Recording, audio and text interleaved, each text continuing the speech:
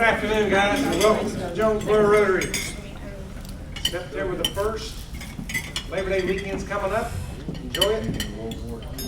Michael Basinger, will you do our invocation, please? Yes, let's pray. Thank Heavenly you. Father, we thank you for this day. We thank you for those that have gathered here, the good that this group is assembled that does for the community, the state, and the world, and our efforts through Rotary. Be with us during this upcoming storm and those that are in its tracks. Lift up those that are less fortunate of us. Bless us food, nourishing our bodies. Forgive us our sins. Things that we ask in Christ's name. Amen. Amen. Thank you, Michael. David Mann said September 1st he's going to come back and join us. And guess what? You killed a fatted calf.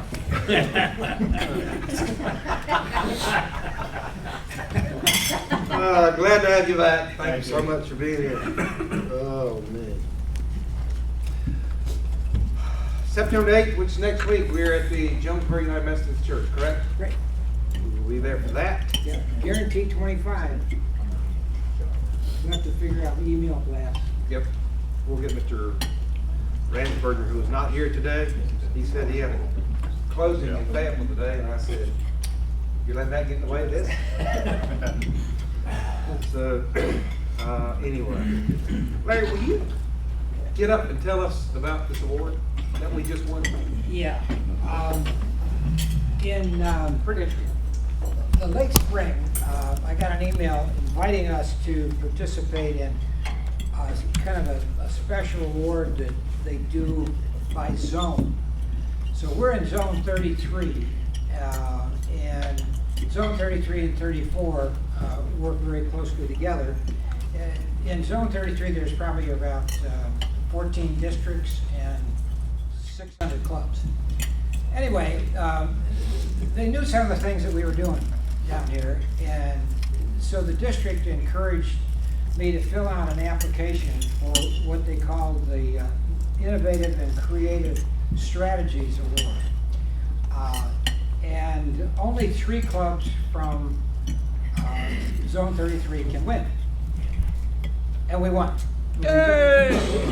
We just got notice that we're I don't know how they rank them, but the person that asked us to submit this said we rank very, very highly. So what you need to know of what we turned in is kind of a recap of what we've really been doing over the last several years. You had to talk about membership engagement. And so the first thing I listed was Terry and YouTube. I said that is a very innovative thing. It's got us connected. Yeah, Terry, let's hear it for Terry. It's not only got us connected as members, but that's being shared outside of Rotary, and it's done an awful lot for us. So Terry, we really appreciate that. We talked about the member moments that started out to be 3 or 4 minutes and have turned into, how long did you guys stay?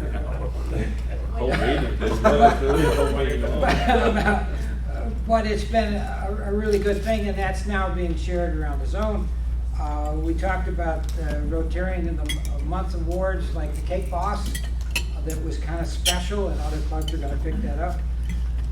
We talked about the fact that all these things we've been doing led to 92% attendance, and Jay, we thank you for reporting all that stuff for us. Our chicken barbecue, we're just going to continue with that, but that was a big fellowship thing. Character Plus, major thing to be shared around our zone 33 and 34. They want us to send more information on that. Our gold badges, the Rotary Institute, which we went to for the first time with 4 representatives, they like that, a strategic plan, and the fact that we have fun. And then the next category was communication, and what have you done differently? So we sent in our brochure that was really well received and is, I think, a model for the zone. Our website is new and updated, our Facebook page is updated. And look at the pictures that are showing up in the paper. They're billboards now, not just little pictures. I think that's really cute. They're really good for us. recruiting, we're doing a lot of recruiting, and a lot of the people that we are bringing in are under 35 years old. Thanks, Kevin and Nash.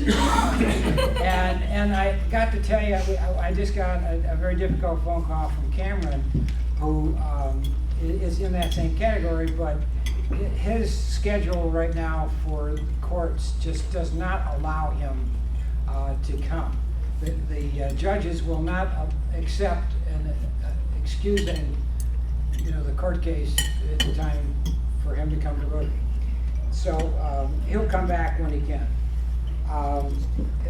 So we have a lot of things in recruiting that we've been doing. Internationally, Shelter Box was a major thing for us, Jim. Thank you very much. That got recognized as a major district activity. Our support for Polio Plus, Stop Hunger Now, and the fact that our water project in Mexico was just recently approved, and that was a big thing. So there's a lot more stuff in here, but I'm eating into John's program. It's an award won by about 50 of us. I think we all kind of give ourselves a hand. The award's being presented at the Zone Institute on October 13th, I think it is. I offered to go speak. They've declined. I can't understand. Surprise. Not enough time in the program. But they will give it to our district governor.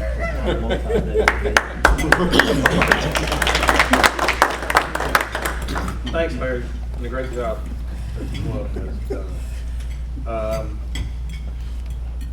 I got an email from Tommy Rosser this week that I have to throw out some dates to share to you guys.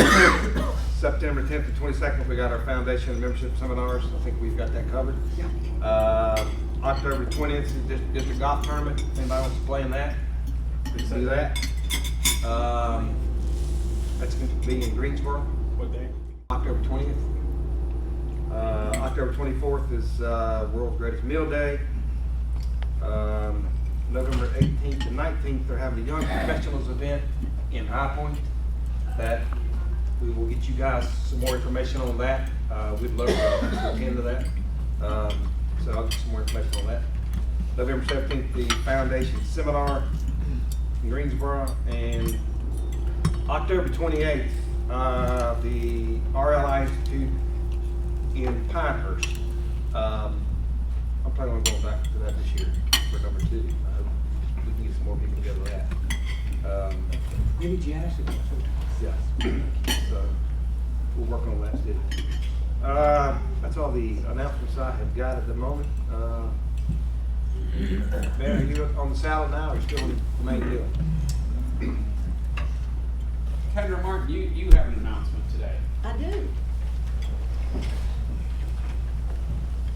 For the very first time, on September 24th, United Way is sponsoring a Shop Till You Drop event. And so I have 3 posters here, and I've got more. And the reason, I have 4, okay. The reason I have these lovely posters is thanks to Van, who is a sponsor of this event. And he has made us some lovely posters and some flyers. I'm gonna pass those around. But if there are 4 folks here who could take a poster and post it somewhere where people will see it, okay, great, thank you. We'd like to get the word out that if you go to any of these participating local businesses on September 24th, which is a Saturday, and shop there, they will make a donation to United Way based on what they do that day as sales. So a lot of them on here, 11 I think in all, actually 12 if you count the 2 locations of Piggly Wiggly. So take a Shop Till You Drop poster. Just 2 left. Who wants them? Okay, thank you. Terry, I'm gonna cut in front of you here. Okay, thank you. And I'll pass the flyers around.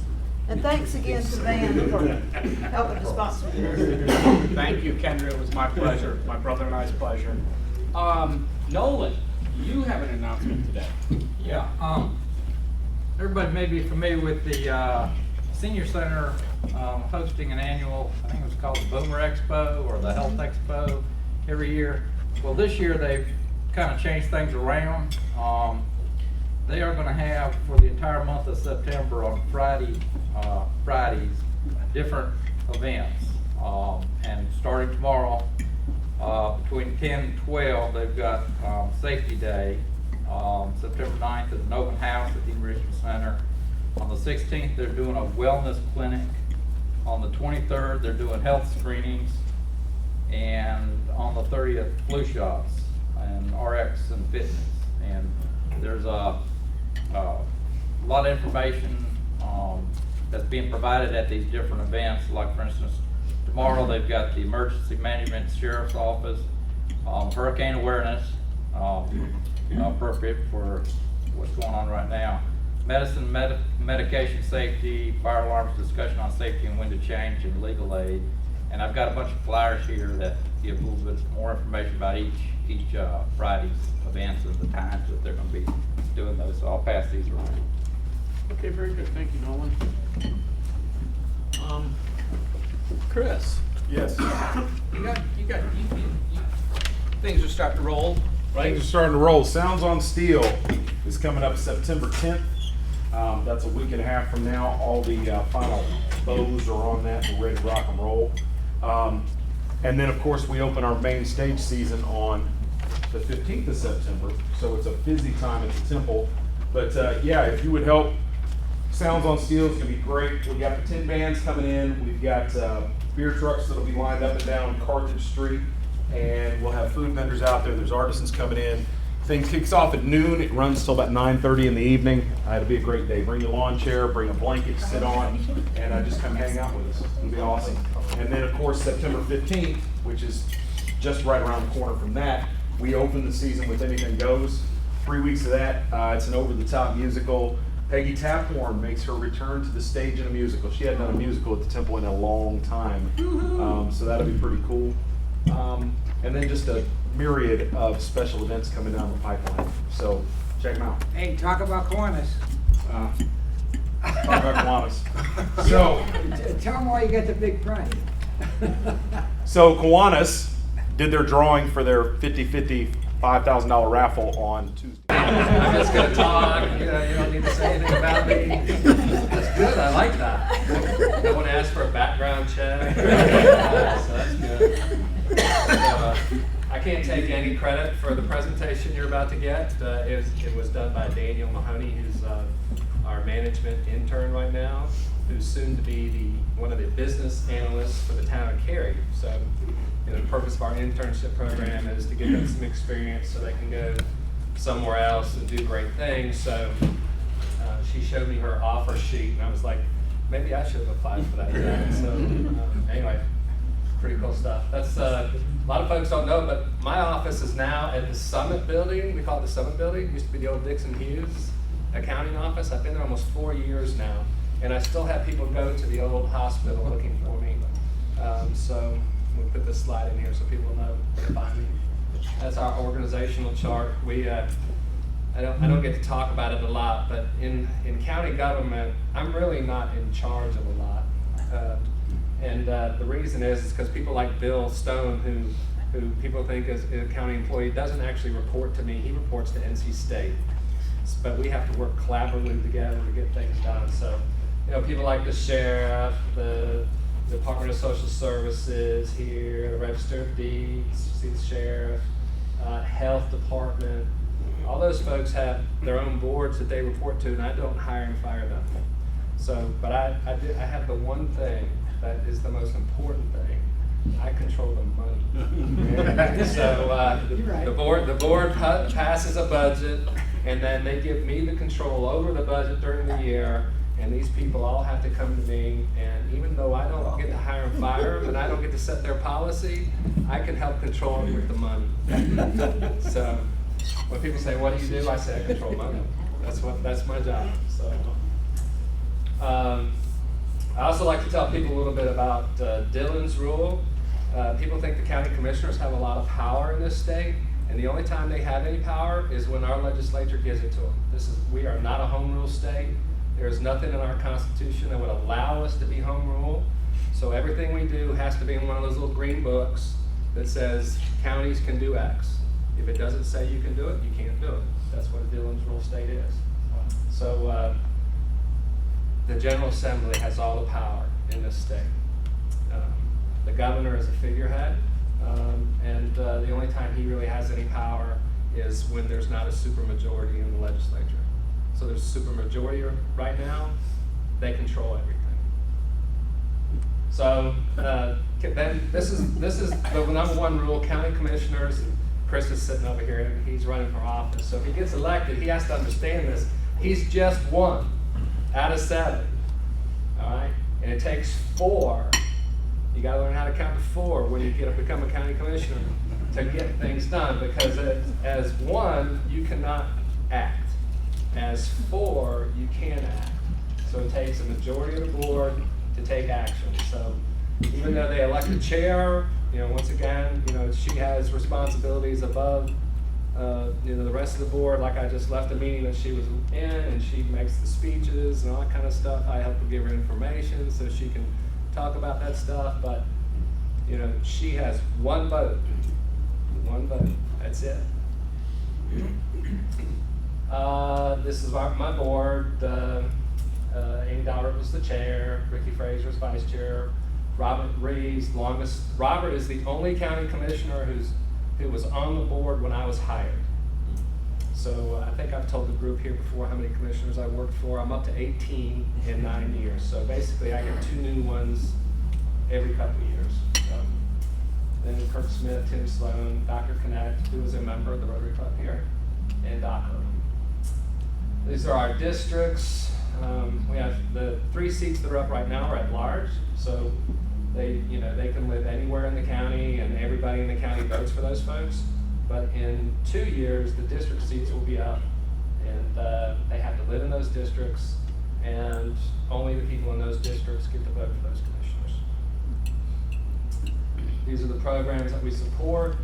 I don't know if y'all saw the announcement that came from the K-12 today, but it was much better results this year than last year on the school testing. So I'm sure Dr. Bryan is happy today, and we'll hopefully have some good press on our test scores tomorrow.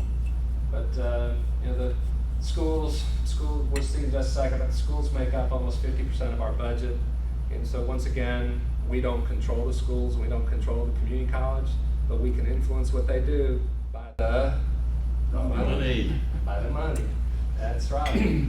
Cooperative Extension, Senior Services. That was a great announcement about the Boomer Exo back there. Thank you for that. And then we're also big funders of the airport. So these are our major issues right now. We have a great thing going on in the county right now. It's called growth, and it's back. Our tax base last year grew 2%. Sales taxes are growing almost at 6%. So basically, everything we lost in the Great Recession has come back, and we're almost to the point where we could say we're ahead of where we were in 2007 when it all got started. But we have a lot of other issues going on now with growth. There's a lot of pressure in the unincorporated areas. People who aren't used to having solar farms or rock quarries or something like that pop up next to their property are now, seeking applications to the board and trying to get permits and that kind of thing. And we have had more land use issues come up in the last 12 months than I did in the previous 9 years I was here. So almost every month we have the planning board coming before us now and making recommendations. And we went several years where we never saw the planning board during the recession. So with growth comes, growing pains, not in my, backyard kind of thing. And that's why the comprehensive land use plan that we're updating right now with the city is so important, is so we can try to channel growth to the areas where growth can occur without there being as much impact. So Bob is my partner in economic development. We spend quite a bit of time together. I would probably tell you I spend, outside of educating my board on issues, I spend more time with Bob than I do with the board, talking about projects. And we have a lot of projects that we have moving right now. and hopefully we'll have more announcements in the future, like the one that he just made. But we are primed for some really rapid growth if we can win some of these projects that we've been on recently. And I will go ahead and tell you, HB2 does impact our ability to close deals right now on economic development. And it's not really the bathroom piece of the bill that businesses have heartburn over. It's the part that allows businesses to discriminate against people that come into their business that they want removed. So don't listen to all of that. You know, it's one, if they would just remove that one piece that's behind the bathroom piece, you wouldn't hear any more from businesses. So that's what we're hearing. I'm sure that's what Bob has heard. And my chair was out in California, and she heard a lot about it when she was out there talking to businesses. Yes. Who tells that to the legislators? They do. You know, like I just said, most of the heat ends up going to the governor right now. So more people need to talk to Mr. Berger and our speaker, Tim Moore, about it. But I think most businesses, and I know the NBA thought that little piece was going to get removed at the end of the last session, but it didn't happen. They removed the piece about being able to, not being able to sue in state court. And so that helped, but just that one little piece. Bathroom is, you know, we can debate the bathroom thing all day long, but it's really that piece about a business owner being able to discriminate based on, you know, whatever he feels like. That's what people have a problem with.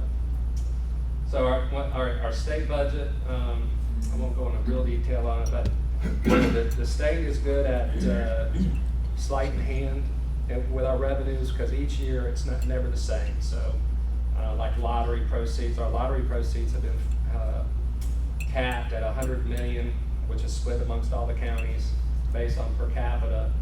And so the bigger counties get more money out of the lottery, and that's really hurt us in capital spending for schools. And so when the community college and the K-12 system comes to us for schools, your property tax money is going to end up paying for most of school construction in the future. The state is basically getting out of school construction for K-12 and community colleges, even though it was part of the NC bond thing.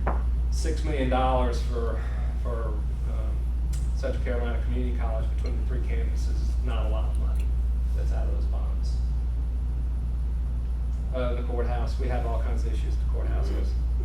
As our attorneys will tell you, we're out of space, and trying to figure out how to do all that stuff is mind-blowing. But it's our responsibility to provide the space. It's our responsibility to provide the bailiffs. You know, we pay all the utilities for the building, and we get nothing from the state for that. So no revenue comes to us to run their responsibilities, but we have to provide it for them. John? Yes, sir. Who decides, you know, within the county, you know, how much the budget would be, or how much money goes to registered deeds, how much money goes to sheriff? Well, I make a recommendation to the board based off of, you know, the requests that we get, and the board goes through it and decides who gets what. And the register of deeds, the sheriff, board of elections, that's one of the groups, you know, again, that's another group that we don't hire the director and the employees, but they're county employees. They have a lot of discretion under state law with how they spend their money. So, but we determine the total amount that they can spend. So this is our sources of revenue. This part of the pie down here, your property taxes, probably about 10 years ago, it was probably closer to 50%, and it's growing. And the reason it's growing is because the other parts of the pie are slowly decreasing, except for sales taxes. I talked a little bit before, but the unrestricted intergovernmental funds down to 1%, and then restricted intergovernmental 15. Those are all down as a percent of our budget, and those are mainly state and federal shared revenues. So they're placing more burden on the county, which places more burden on your property taxes. Is that investment range really 0%, or is that just? It's so negligible at this point that it's, you know, it doesn't even register 1% of the total budget. It is very pathetic. And you know, we're restricted as to what we can invest in by the local government commission, so, you know, basically, we're not risking any principal. So to get a good return, you know personally, you're gonna put some of your principal at risk. We are not allowed to put principal at risk. These are where all our expenditures go, and you see education's 31%. I said closer to 50%. The reason is because almost all that debt service right there is education. And then human services, which is DSS, health department, mental health, public safety, the sheriff's department, the jail, emergency management, and then general government. So those are pretty much the big pies. And there's our outstanding debt. 92% goes to the Lee County Board of Education and 7% to the community college. And so the rest of the organization only has 1% of the debt. It's very small. The building I'm in, we have a little bit of debt on that we pay off next year, and then that will almost be zero. What is the total debt? Right now, it's right around 52 million outstanding, I believe. I have a slide in another program. I'm not going to get to that, but it's about 52 million. After we do the community college bonds and then whatever money we borrow for the next elementary school, we'll be almost to 100 million. That's a lot for Low County. I'll leave it at that. This is a project that's ongoing right now. We've got a little thing here if you want to see this, but this is our architect's rendering of what this building is going to look like. We broke ground last week, did our little groundbreaking ceremony, but they'd already broken ground. We were out there after them, which was fine. I was just wanted to get them started. I didn't want to hold them up. But we're building a new nature center out at Sanley Park. The fire occurred back in November of 2014. It's hard to believe it's almost 2 years ago that fire occurred. And we're expecting 240 days of construction. And CSI out of Fayetteville is doing the work, and they are excited, and they are going hard out there. So next summer we'll have a new building. This is where this isn't a great picture of where it is, but if you've ever been up on the park, right up here where these parking spots are, this used to be the RV campground. So if you've ever, we're up on top, and then down here would be the little pavilion, and then right here would be the upper boat dock on the upper lake. So the building faces and looks right over the top of the upper lake, which is important because where the building was before, the staff couldn't see into the lakes in the building. So now we have because the back is pretty much all glass, we'll be able to view what's going on in the lakes and have better view of what's going on. This is kind of the artist's rendition of what it looks like. This is a floor plan. Sorry, it didn't work out real well, but this is the big room, multi-purpose room, and then this is a classroom. And then most of the exhibits with all the animals that everybody likes to see end up in the glass atrium in the middle. So that seems smaller than it was before. Well, it is. The other building was an old water plant, so they had a lot of space that we weren't using because it wasn't functional. So this is 6,000 square feet, and every inch of it works. And we'd be able to have a meeting out there, wouldn't we, when it's finished? yes, sir. This is definitely big enough, and so is this for our group. Cool. So I'll keep that on the agenda. Last, I gotta change up here. Let's see if I can do this. I'm so technically savvy.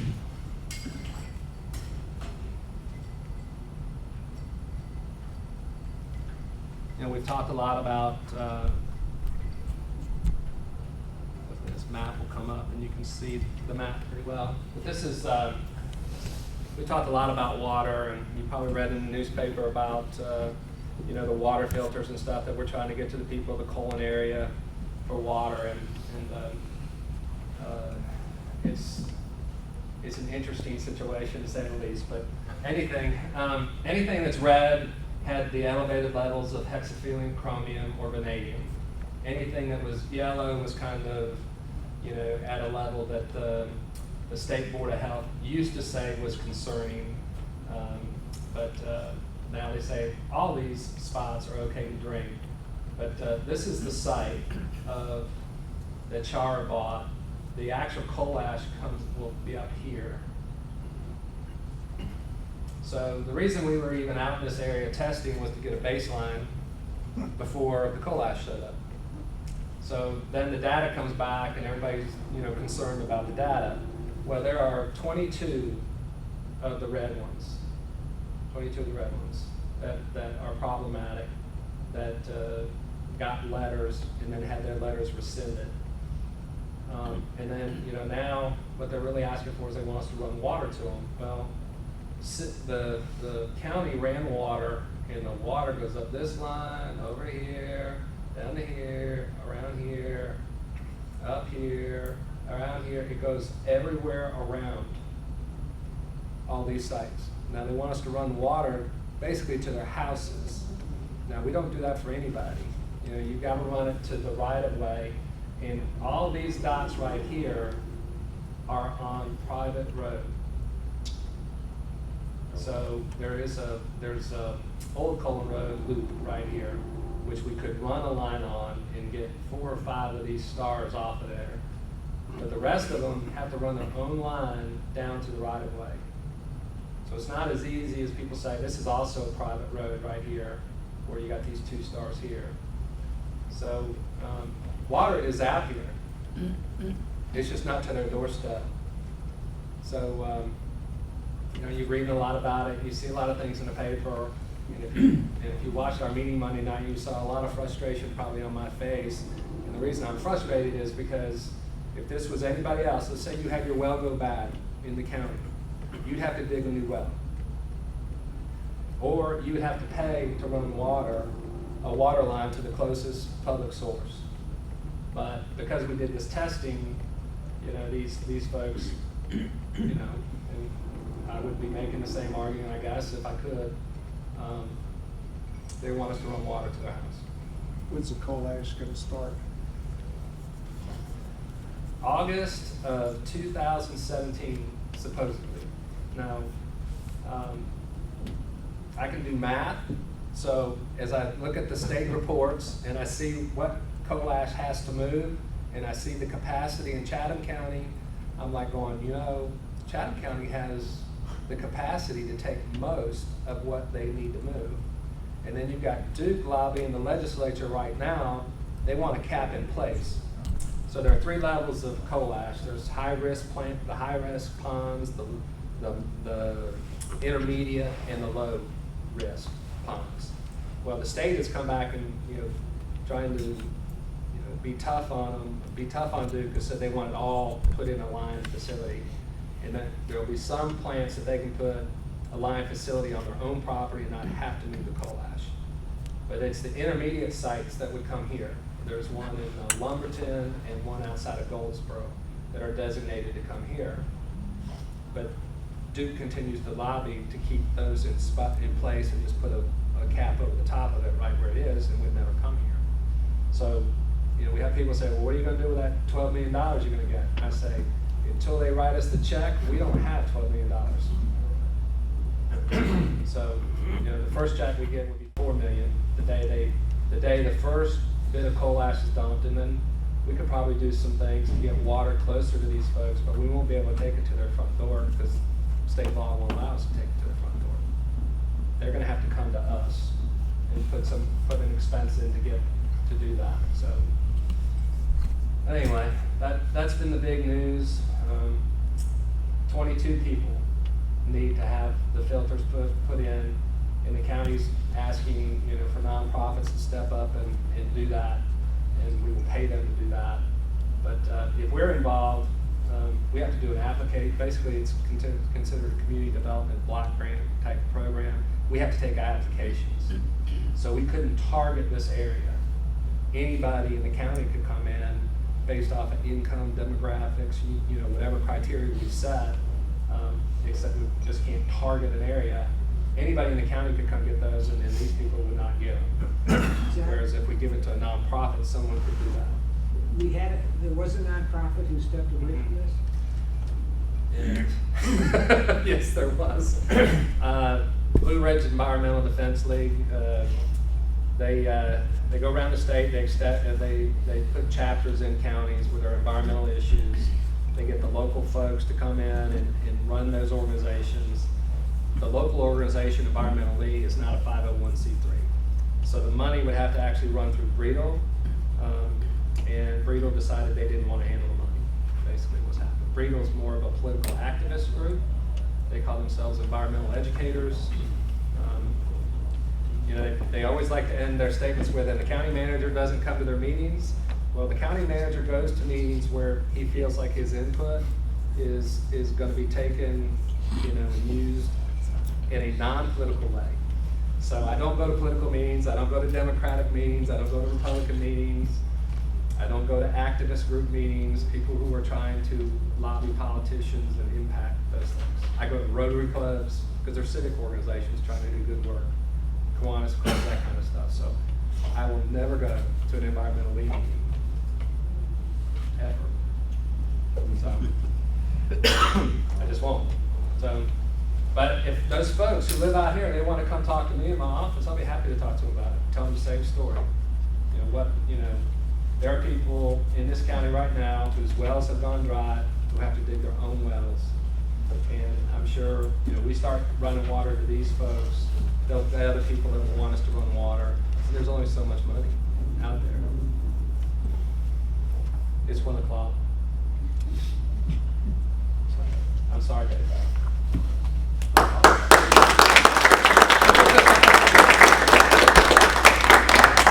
Frank, do you have any other big news in 101? At what? Do you have any other big news? We don't want to stop you if you have big news. No, I could talk about county government all day long, but y'all have jobs to do. But there's a lot going on at the county right now. There's a lot of good work in a lot of different areas of the county, and I know Chris will be glad when the election's over. We'll be glad too. Staff will be very glad. Well, thank you. You're welcome, sir. And if you need somebody to be your introducer, please, I'll be glad to do it. He's got practice. I thought that was great. Short and sweet. Just get right into Right, it. that's right. So, Jeff. All right. We got $51 today, so the winner's getting 26. Miss Yvonne, please. Find a little van away. 0600. 600. There you go. Good. Done. Good job. All the stress. Thank you, Hey, sir. thank you.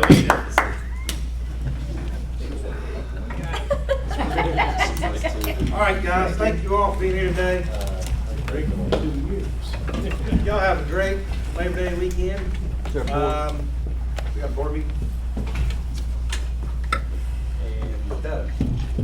Okay, four-way test. First, is it the truth? Truth, is it fair to all concerned? Will it build goodwill and better friendships? Will it be beneficial to all concerned?